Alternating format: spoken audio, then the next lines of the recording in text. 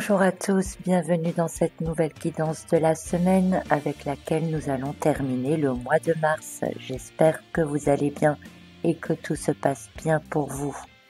Comme vous avez pu le voir, j'ai mis dans l'introduction la vidéo du tirage que j'ai fait. Cette vidéo n'est pas truquée, elle est vraiment brute de pomme comme on peut dire.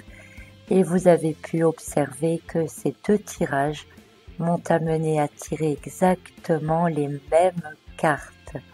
Alors là, il n'y a pas photo comme on dit, c'est que ces cartes doivent être interprétées et qu'elles ont quelque chose à nous dire.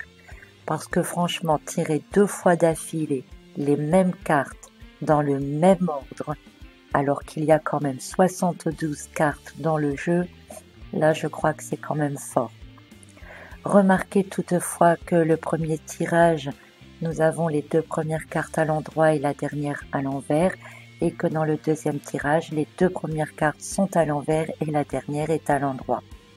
On est ici dans un parfait miroir, et d'ailleurs nous parlions justement de miroir il n'y a pas si longtemps, donc eh bien en voilà encore un.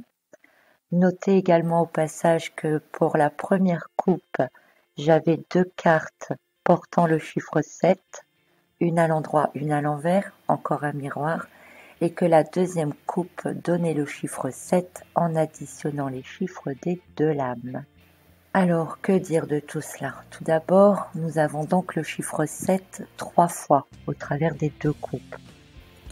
C'est normalement un chiffre qui porte chance et encore plus quand il est triplé comme cela. Le 7, c'est la fin d'un cycle et on avait déjà parlé de fin de cycle et l'entrée vers un nouveau la semaine passée. Le 7, c'est aussi un symbole, on le retrouve dans les 7 merveilles du monde, les 7 jours de la semaine, les 7 mers et océans, les 7 péchés capitaux ou encore les 7 couleurs de l'arc-en-ciel, les 7 chakras, etc. Le 7 associé à l'intelligence, à la foi, à l'ouverture de conscience, à la recherche. Tous ces thèmes que nous abordons régulièrement et encore plus ces derniers temps avec les explications que je vous donne sur le langage notamment. Le 7 en gros permet de passer à autre chose. Notons également au passage que dans la coupe, j'avais le 7 des coupes et le 7 des épées. Les coupes liées à l'émotionnel, les épées liées au mental.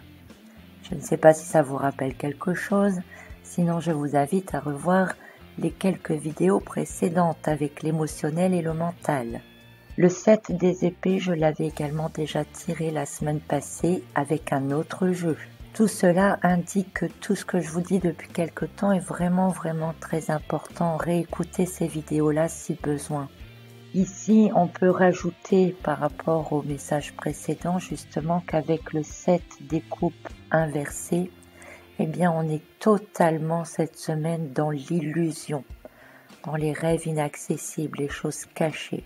Alors on va voir après avec l'analyse du tirage, tout n'est pas illusion pour tout le monde, il y a des bonnes choses pour certains, mais en majorité nous allons être dans une semaine d'illusion. D'ailleurs ça fait 2-3 fois que je vous répète que j'ai la sensation qu'on va entrer ou qu'on entre un peu comme dans une réalité différente ou une dimension différente.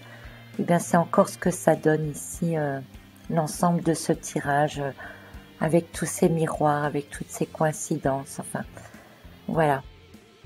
Donc venons-en au tirage en lui-même et on va essayer de voir ce qu'est ce miroir parce que je peux pas interpréter le tirage que à l'endroit, que à l'envers, puisque les cartes sont sorties une fois dans un sens, une fois dans l'autre. Donc il y a déjà une ambiguïté là, vous voyez déjà. Alors le 8 des bâtons, c'est une lame d'énergie soudaine, parfois violente, mais souvent bénéfique. C'est le coup de pied aux fesses qui vient relancer la machine, si vous préférez. Tout s'accélère d'un seul coup. On n'a pas vraiment le temps de réfléchir. Au contraire de la lame du 8 des deniers que nous avons la semaine passée, ici c'est un peu comme si on était propulsé. Donc se sentir propulsé dans une semaine où on est dans une période d'illusion, eh bien encore une fois, attention de ne pas être propulsé dans tout et n'importe quoi.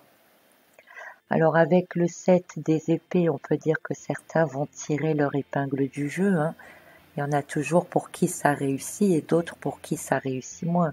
C'est logique. Alors comment savoir si ce que l'on fait c'est bien ou pas, si on se fait avoir ou pas, ou si on est dans des illusions ou pas?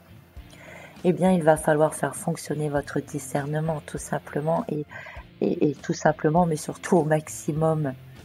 Et ce maximum, eh bien on le trouve dans le 10 des deniers. Le 10 des deniers, c'est aussi une lame très bénéfique au départ. Et rappelez-vous, dans la deuxième coupe, j'ai eu l'amoureux et l'as des épées.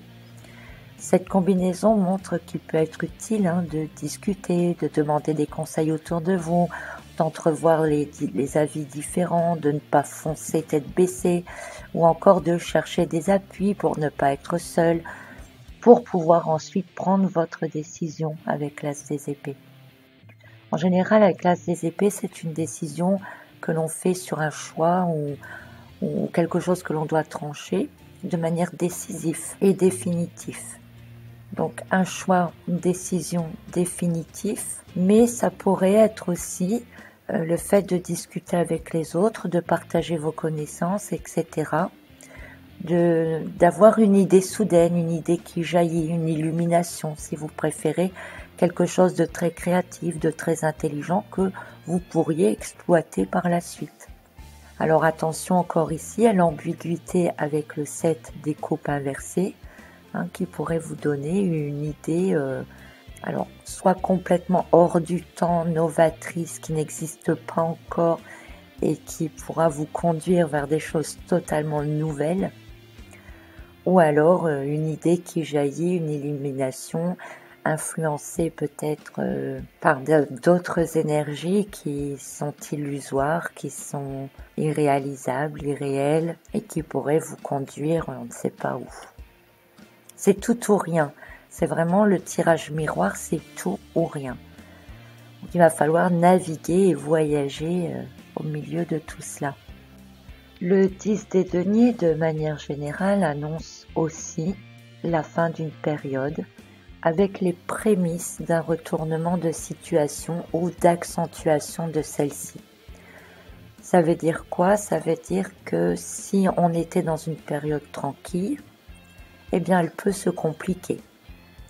Et si on était dans une période difficile, eh bien elle peut maintenant s'arranger. Voyez la subtilité. On est dans un miroir qui est, on va dire, une réalité, et on saute dans le miroir d'en face qui est une réalité différente. Donc tout peut s'inverser, c'est vraiment là un passage. Je vous dis, pour moi personnellement, ça semble quelque chose de très difficile à expliquer et en même temps de très étrange.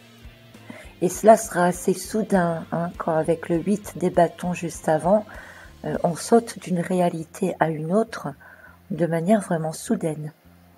Le 10 des deniers parle bien entendu aussi de réussite quand même, puisque c'est quand même une très bonne carte, réussite notamment professionnelle, avec aussi de bonnes relations dans le travail, carte de biens matériels et surtout d'argent.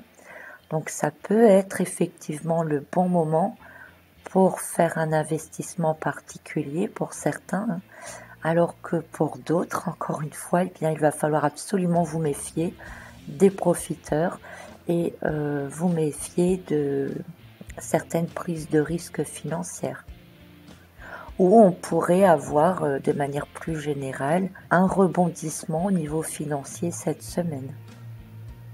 D'autant plus que la carte précédente, qui est la carte du 8 des bâtons, porte le chiffre 8 et que le 8 est aussi lié à l'aspect matériel et financier. Donc, comme vous le voyez, c'est un message, un tirage un peu difficile cette semaine à expliquer à cause de ce miroir. On pourrait résumer en disant que pour certains, un élan vers l'avant vous poussera dans la créativité, vers la réussite des projets avec une belle reconnaissance à la clé, et aussi des situations qui se débloquent puisque vous avez alors le pendu qui est à l'envers, alors que d'autres peuvent être complètement bernés, risquer de perdre beaucoup et s'envoyer dans une période ou dans une réalité dans laquelle ils vivront des blocages. Tout dépend de quel côté du miroir vous allez vous trouver en fait, si je peux dire ça comme ça. J'espère que je me fais comprendre. Quoi qu'il en soit, dans l'ensemble, restez vigilants Ayez un discernement très actif. Même si les énergies se précipitent, ne prenez pas de décision à la légère. C'est ce que j'appellerais une période du tout ou rien, où tout ce que vous ferez cette semaine pourra être bon pour vous pour la suite, où tout ce que vous allez entreprendre cette semaine risque de vous faire dégringoler de l'autre côté par la suite. Mais ici maintenant, vous en êtes conscient puisque je vous en ai parlé, donc à vous de ne pas vous laisser happer, de ne pas vous laisser voler ou dérober afin de garder votre pouvoir, votre plein potentiel et de sortir votre épingle du jeu. Donc restez conscient, lucide, vigilant et avec du discernement. Gardez en tête que vous avez toujours un certain pouvoir et que vous avez droit de contrôler ce pouvoir en vous. Rappelez-vous aussi que le langage est important et que par le langage, vous donnez votre consentement ou non à certaines choses. Dans tous les cas, je vous souhaite quand même une excellente semaine et je vous retrouve bientôt pour d'autres messages. À très bientôt.